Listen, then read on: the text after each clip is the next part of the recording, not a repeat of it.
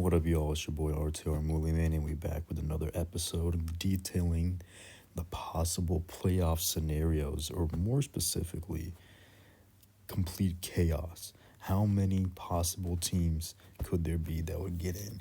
What would create the biggest logjam? That's what I want to go over and discuss today and outline how that scenario can be achieved.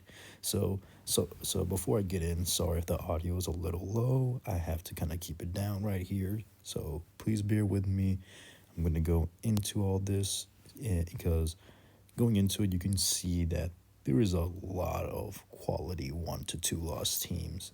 And then when you look at it, naturally you might think, oh, well, some teams might win or some teams might lose, which there is a good possibility that some teams will take themselves out of it by habit, but maybe not quite. There's still a scenario where we can have 15 plus 1 to 2 loss teams undefeated as well.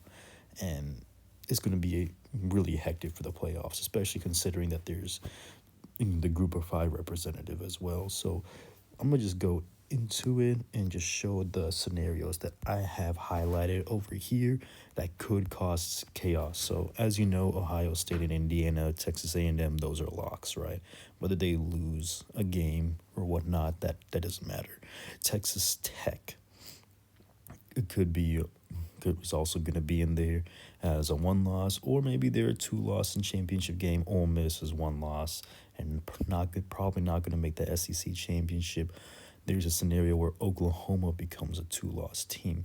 Georgia becomes a 2 loss team. Notre Dame is already a 2 loss and wins out. Alabama is a 2 loss, or possibly they have a third loss in the championship game, and that's where it gets interesting, at least for the SEC. So as for Oklahoma and Georgia, I think for 2 loss teams, they're fine, right? They they can easily get in. They can easily get in still, even if they don't play in the championship game. Again, remember, Alabama owns a head-to-head to Georgia, and Georgia owns a head-to-head to Ole Miss. But Alabama still only has 1 loss in the conference play. So if Alabama wins out, ideally, I believe they're still gonna make the SEC championship game and then play ex Texas A&M, and in Georgia in and Georgia wouldn't have to be, but they'd still be a 2 loss team. Would they be out of the playoffs? I don't know.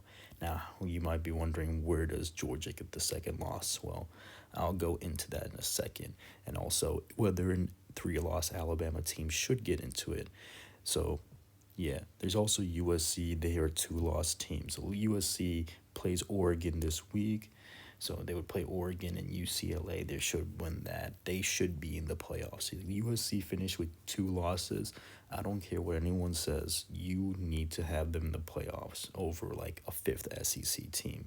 This is a scary USC team who would have then stacked up a good resume with a 20 plus point win against Michigan, a win against Oregon, a win against Iowa, with yeah, they have the loss to Illinois, but Illinois is now ranked now, so that's not going to look as bad. And a loss to another playoff team, that would be a very quality resume, and that would really hurt the SEC's chances of getting 5 teams in.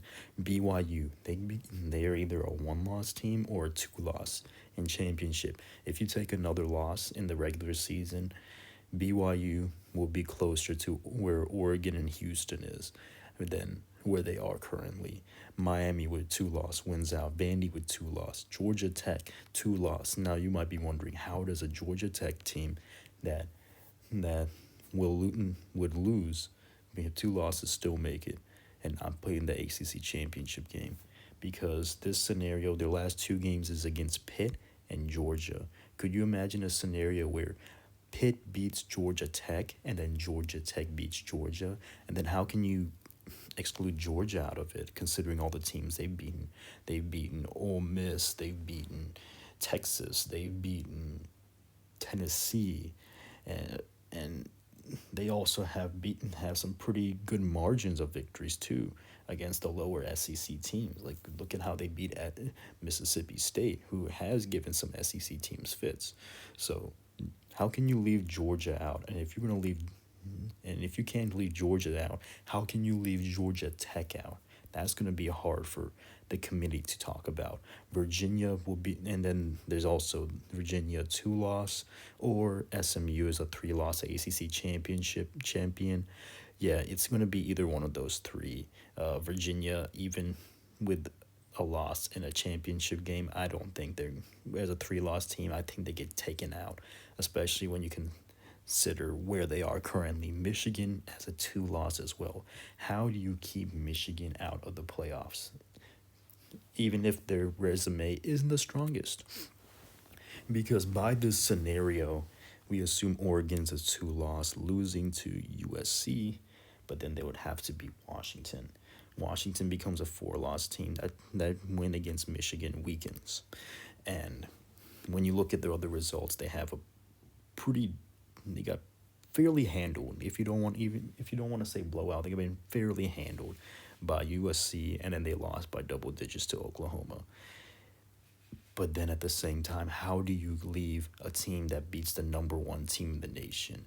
And maybe Ohio State loses in the championship game again, which might hurt Michigan's win. But if they win, and then Ohio State becomes a lock, a top, like a bye team. That's going to be a really, really big game for Michigan.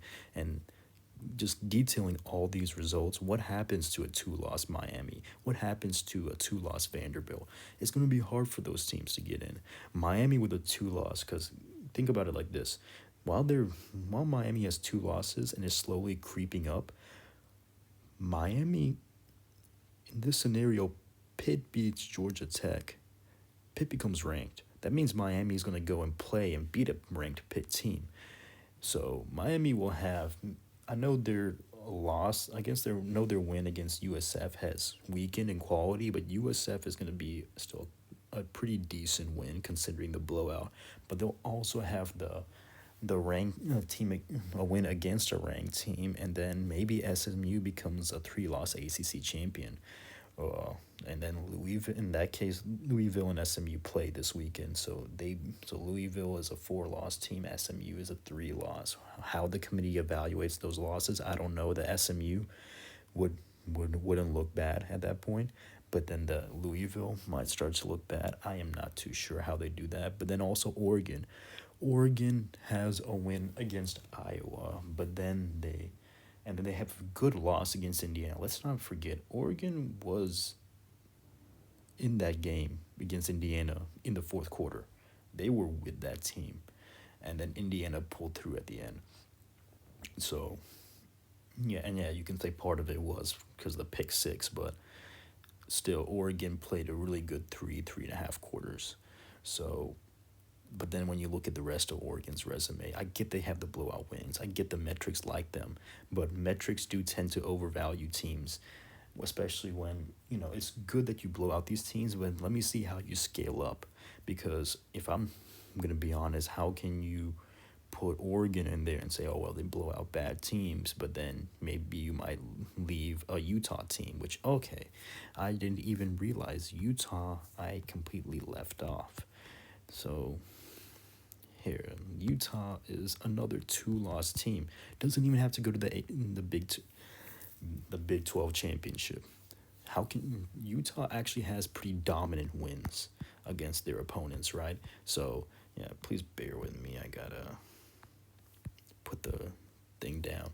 So yeah, how can you argue against that considering what they did? But Utah may not make it, and Vanderbilt, who they still have to play Tennessee, which, again, that could very much help them too, because then you're going to say, okay, well, Vanderbilt now has a win against the 20th ranked Tennessee, and even if Mizzou falls out this weekend after losing to Oklahoma, you still have the Tennessee win. You still have the Tennessee win. So it's going to be hard because Miami's going to have another ranked win. Vandy's going to have another ranked win. Utah's probably not going to have it. I know BYU plays Cincinnati, and that's also a hard one too because BYU is at 11 behind some of the 2 loss teams, and they're currently sitting outside the playoffs, the first team out. Do they still make it? Can you penalize BYU for losing the championship game? Or a 3 loss Bama? Can you if the results are this close, can you penalize these teams? Texas Tech won't be penalized, but there's a scenario where you are a team that's going to make the playoffs, but because these results are so close, maybe they might leave a three-loss championship game Alabama. But at the same time, they probably wouldn't because last year SMU lost and they weren't penalized for it because they knew the repercussions of what that would be. So I don't know. I feel like the only way you can make it happen is if you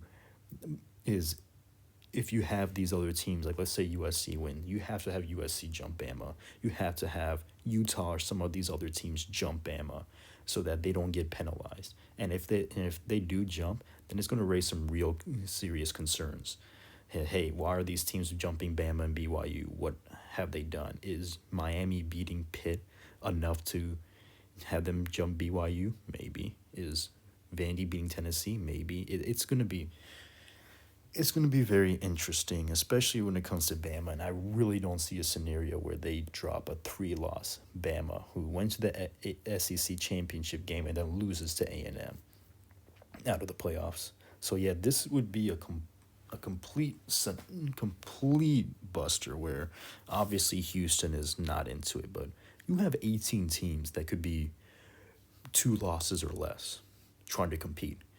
And and that's why I don't quite understand the Texas, how people are pushing for Texas, saying Texas is still in it. Texas is most definitely in it. If this was last year's results, they would be a lot closer. But the problem is, looking at these kind of scenarios, it's going to be really hard. So if you're some of these teams on the outside, you want Missouri to beat Oklahoma, you want Georgia to beat Georgia Tech, and then Pitt also to beat Georgia Tech. I mean, either or. I mean, you need Georgia Tech to be out of there. You need who else? You need BYU to lose again and probably lose handedly to Texas Tech. So yeah, it's gonna be hard. It's gonna be hard for some of these ACC teams, and frankly, it's gonna be hard for Vanderbilt. I feel like because Vanderbilt's still what like 14th. I think Miami had jumped them, and if Miami beats Pitt, then how can Vanderbilt jump Miami? Are these teams just going to now jump Utah, who the committee loves? I think that's probably a more valid point. I know the metrics love Utah, and Utah's been a very dominant, explosive team, but we're really pulling hairs here. Is Michigan going to be left out too? Can there be a scenario where Michigan has a good win and probably the best win of the season against Ohio State, and then still gets left off? I don't know. You guys, let me know what your thoughts are. I want to know who could possibly be left out. I really don't see how at this point, even with all this chaos, Notre Dame gets left off, for example, or Georgia. If those teams pick up an extra loss. So yeah, let me know what you guys think. It's going to be really interesting. So would love to hear it. Thank you, and have a good one.